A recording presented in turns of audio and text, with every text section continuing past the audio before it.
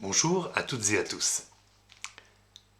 La Bible nous dit que la prédication de la croix est une folie pour ceux qui périssent, mais elle est une puissance pour ceux qui croient, pour ceux qui croient ce message, que la crucifixion de Jésus a changé quelque chose dans leur vie. Alors je voudrais aujourd'hui que nous commencions une série de réflexions autour des paroles que le Seigneur Jésus a pu dire sur la croix. On sait que les dernières paroles d'un être humain sont importantes, mais à combien plus forte raison les paroles du Fils de Dieu. Alors sans plus tarder, nous allons plonger nos regards dans la Bible, dans l'Évangile selon Luc au chapitre 23, pour découvrir la première parole que le Seigneur Jésus a dite sur la croix. Lorsqu'il fut arrivé au lieu appelé Crâne, ils le crucifièrent là, ainsi que deux malfaiteurs, l'un à droite, l'autre à gauche. Jésus dit : Père, pardonne-leur, car ils ne savent pas ce qu'ils font. Ils se partagèrent ses vêtements en tirant au sort. Le peuple se tenait là et regardait. Les magistrats se moquaient de Jésus, disant : il a sauvé les autres, qu'il se sauve lui-même s'il est le Christ, l'élu de Dieu. Les soldats aussi se moquaient de lui, s'approchant et lui présentant du vinaigre. Ils disaient : si tu es le roi des Juifs, sauve-toi toi-même. Il y avait au-dessus de lui cette inscription : celui-ci est le roi des Juifs. Amen. Père, pardonne-leur, car ils ne savent ce qu'ils font. Permettez-moi de réfléchir quelques instants sur cette deuxième partie de la parole de Jésus. Ils ne savent pas ce qu'ils font. Oh bien sûr, ce peuple savait bien qu'ils avaient fait mettre à mort quelqu'un qui dérangeait les religieux.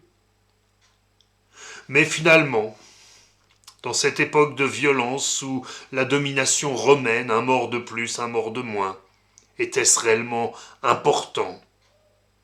Ils ne savaient pas ce qu'ils faisaient parce qu'ils ne se rendaient pas compte de la raison pour laquelle Jésus était en train de mourir sur la croix. Il était en train de mourir sur la croix à cause des péchés de l'humanité, c'est-à-dire de leurs péchés, mais aussi des nôtres. Et voyez-vous, ils ne se rendaient pas compte qu'ils avaient là devant eux quelqu'un à qui ils étaient redevables. Parce que c'était celui qui était en train de payer toutes leurs dettes pour qu'ils puissent faire la paix avec Dieu. Alors oui, ils ne se rendent pas compte.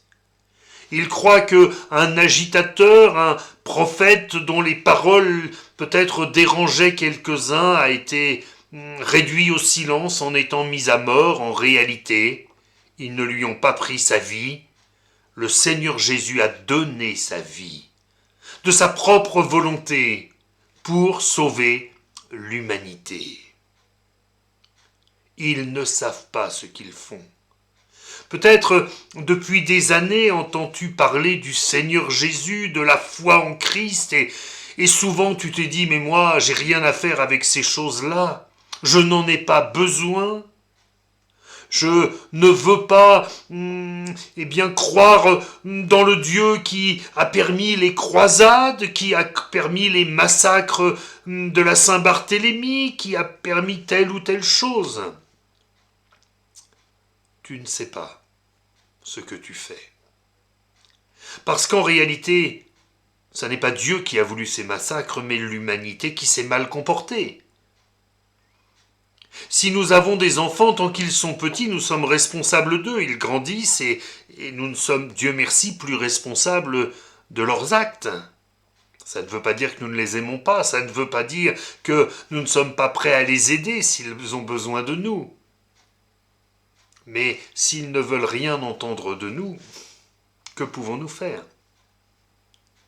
Dieu est un bon Père, il ne nous force pas à faire sa volonté, il nous dit sa volonté. Et si nous ne voulons pas la faire, eh bien nous en payons les conséquences, et non seulement nous, mais aussi ceux qui sont victimes de nos actes.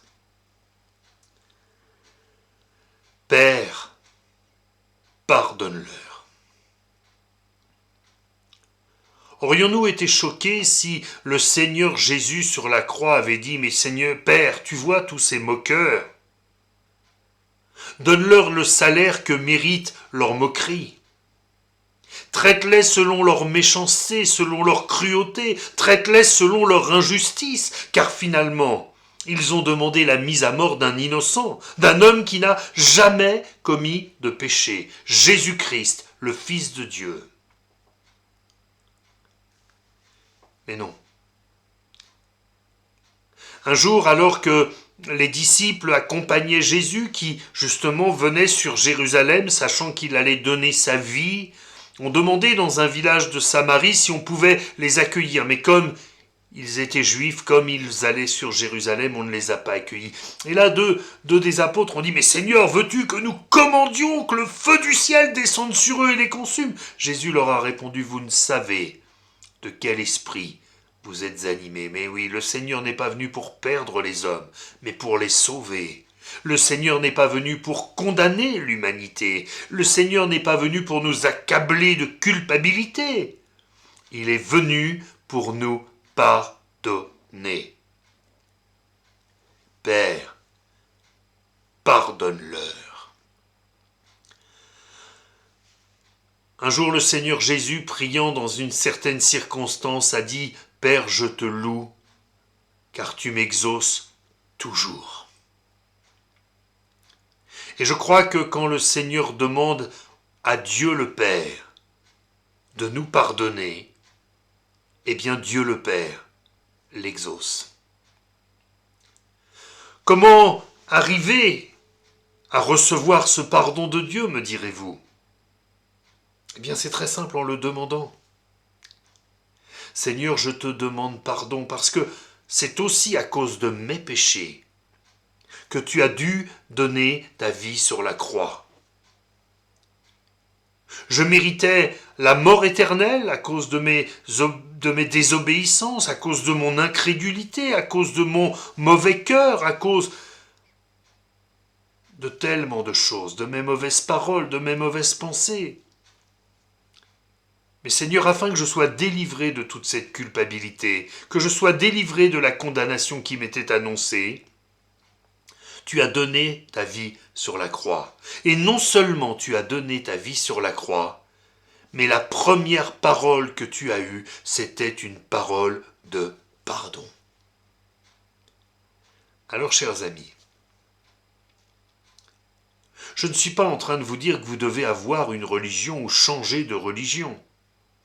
Nous le voyons, c'est précisément les religieux qui ont demandé la mise à mort de Jésus.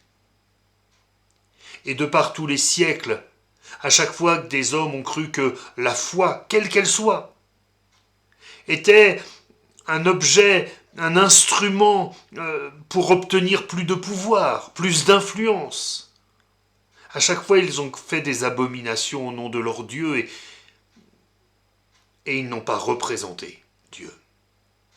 En tout cas, pas comme il l'aurait souhaité, pas dignement. Ce que je te dis, mon ami, c'est de recevoir le pardon qui est en Jésus-Christ. Tu sais ce dont tu as besoin, tu sais ce dont tu peux te sentir coupable, à juste titre ou pas. Et moi, je sais que le Seigneur peut te pardonner. Je sais qu'il peut restaurer la paix dans ton cœur. Je sais qu'il peut te convaincre que ta dette est payée devant Dieu et que tu n'auras pas à en rendre compte. Les temps sont courts. L'épidémie que notre pays, j'allais dire notre pays, mais c'est notre monde, que notre terre traverse, nous a montré que des personnes qui semblaient aller pour le mieux pouvaient en quelques jours être confrontées à l'éternité. Es-tu prêt ? As-tu reçu ce pardon de Christ ? As-tu reçu cette parole d'apaisement d'un Dieu qui te pardonne, qui t'aime ? Si ce n'est le cas, j'ai une bonne nouvelle. C'est qu'il est encore temps. Tu es vivant, tu as la capacité d'entendre ces paroles, tu as la capacité de dire à Dieu, Père, pardonne-moi. Peut-être je n'ai pas mesuré à quel point ma vie t'offensait. Je n'ai pas mesuré que parfois mes paroles étaient comme une insulte pour toi. Pardonne-moi, pardonne-moi. Et croyez seulement que Dieu vous accorde son pardon parce que le Seigneur Jésus-Christ a payé sur la croix. Voulez-vous que nous prions quelques instants ensemble? Ô Dieu, merci pour cette parole extraordinaire. Merci pour la Bible.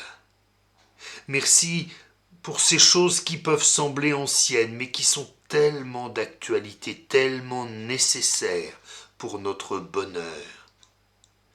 Père, je te rends grâce de ce qu'en Jésus-Christ tu veux encore pardonner et sauver des perdus, changer leur vie, réparer, Seigneur, leur cœur brisé, réparer des familles dévastées par toutes sortes de difficultés, de souffrances et de péchés.